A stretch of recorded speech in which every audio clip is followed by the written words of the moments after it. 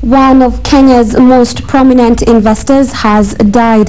James Gashui, who was chairman of the private equity firm TransCentury Limited, the 190 Group and 7 Seas Technologies, passed away yesterday after ailing for a while. Gashui was also a director of Rift Valley Railways, East African Cables, Chase Bank and Metal Fabricators in Zambia.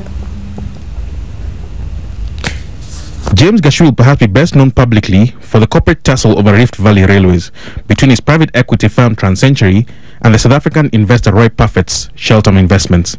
The contest, which pitted two investment behemoths, ended when Shelton sold its stake to Egyptian firm Ambience Ventures.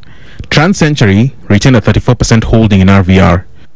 It was a rare foray into the limelight for James Gashui, who reached quiet prominence, buying up stakes in companies such as East African Cables and 7 Seas Technologies.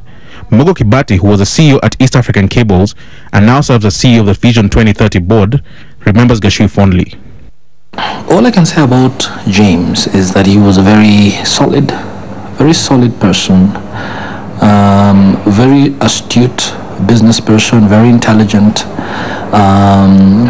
very highly experienced and widely traveled, very seasoned. Not many people like him actually with this kind of experience.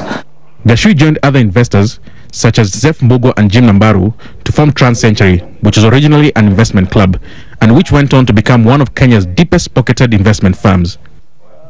Inasmuch as the company preferred to operate behind the scenes, its success cemented it as one of Kenya's most successful indigenously owned companies. He was definitely a pioneer, a pace setter.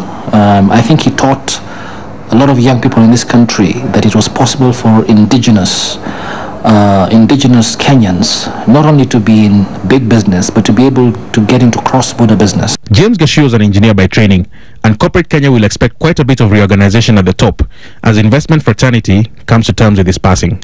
Wallace Kantai for NTV Business.